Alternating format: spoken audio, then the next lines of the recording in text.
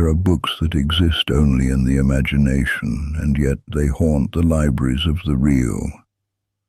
The Necronomicon is one such phantom, a tome of shadows said to bind demons, summon ancient gods, and whisper the madness of the abyss. I have spent years tracing its supposed lineage, through dust, through ink, through myth. What I found was not a single book, but a constellation of grimoires, each promising contact with the ineffable. Before it became Lovecraft's invention, before the name Necronomicon ever appeared in print, there were manuscripts that carried its spirit, the Picatrix, the Book of Enoch, the Testament of Solomon, the Grimoire. Each claimed to open the mind to other realms, and each exacted a price. The myth of the forbidden book did not begin in fiction. It began wherever humanity first tried to write the language of the gods. Lovecraft spoke of the mad Arab Abdul al-Hazred, who wrote the Kitab al-Azif, a name that in Arabic refers to the nocturnal sound of insects, said to be the whispering of demons. Yet in this mythic veil lies a kernel of reality.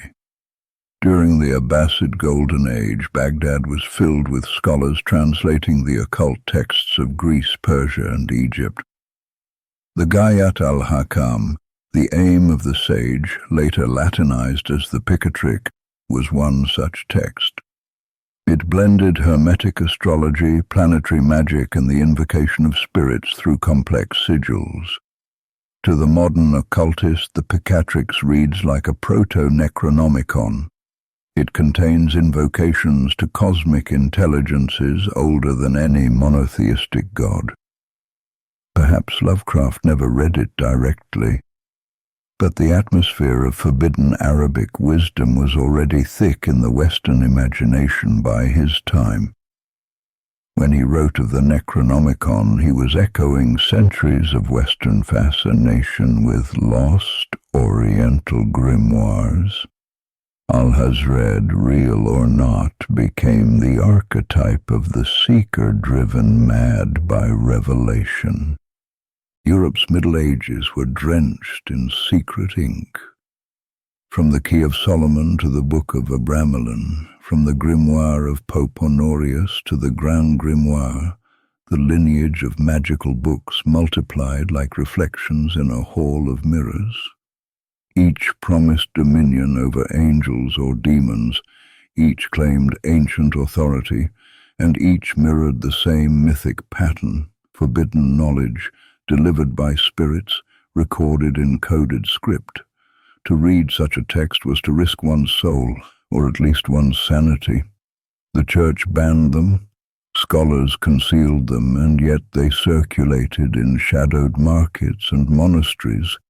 The Necronomicon, when it emerged in fiction, was simply the latest in this unbroken chain, a synthesis of all forbidden books distilled into one.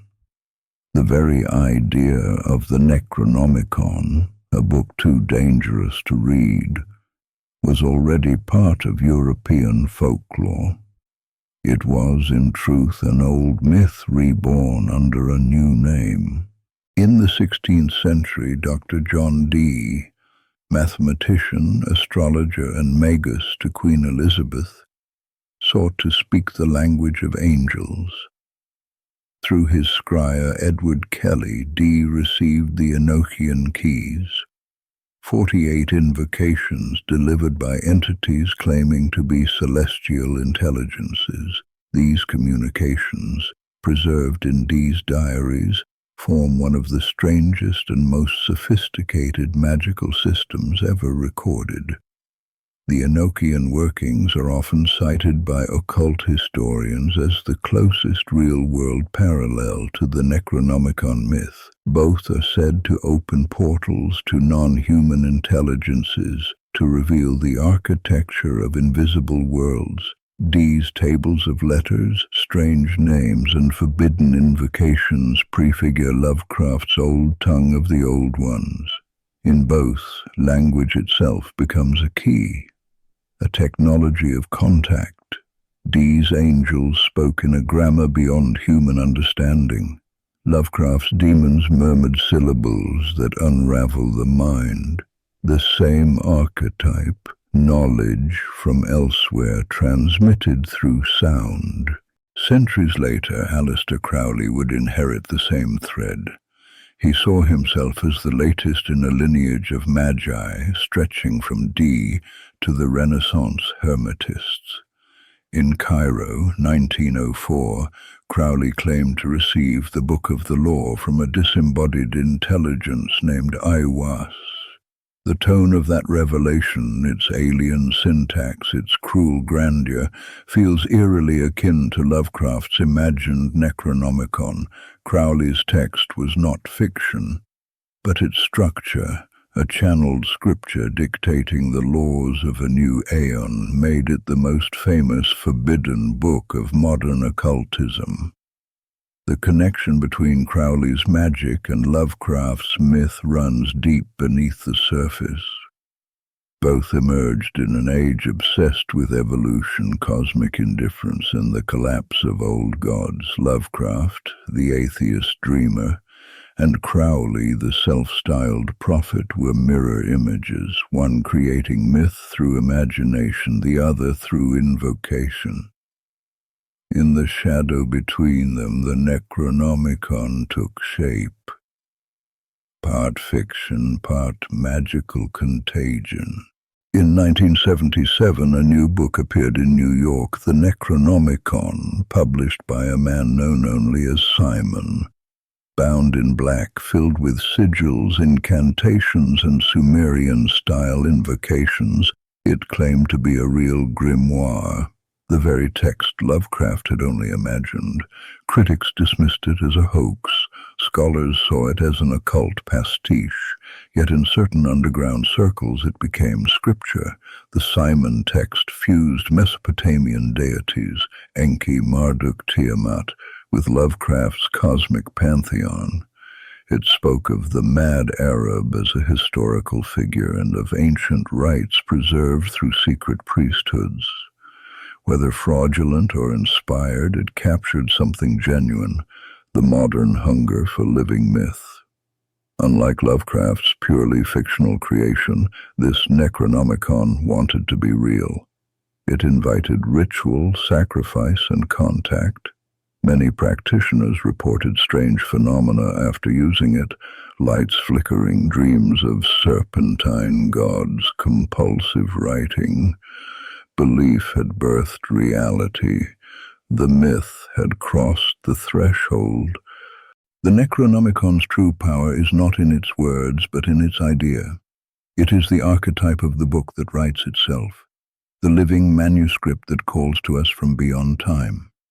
Every age rewrites it under new names: Picatrix, Goetia, Book of Law, Simon Necronomicon, even the digital grimoires of our century. Each claims descent from a deeper source, the primordial archive of the unseen. Perhaps there is no single forbidden book, only the reflection of our desire to touch the divine through ink. The human mind, after all, is the true grimoire. Within it are the seals, the names, the spirits. Lovecraft gave it form, magicians gave it flesh. Now it moves through culture like an egregore, a thought entity sustained by belief, fear, and fascination. We no longer burn books, we replicate them. The forbidden text has gone viral, printed, scanned, posted, whispered, and read in secret. The myth has become immortal. In my study by candlelight, I once tried to reconstruct the Necronomicon's genealogy on paper, line by line, from the earliest Sumerian incantations to the latest digital grimoires. But the more I wrote, the more I felt it writing back. The Book of the Dead Names was never meant to exist in one form. It manifests wherever knowledge is sought without permission, wherever the human spirit dares to ask, What lies beyond the veil of mind and matter? Perhaps that is why it endures, because it mirrors our own forbidden curiosity. We want to know, even if the knowing unravels us. The Necronomicon, then, is not a single book. It is the dream of knowledge that should not be possessed. It is a reflection of our own divine rebellion, the will to read what the gods themselves forbid. I close the journal. The candle trembles, and somewhere in the silence between words I feel it whisper, "The book is you." You've been watching the Esoteric Unveiled, exploring hidden orders, forgotten truths, and forbidden knowledge. Like and subscribe.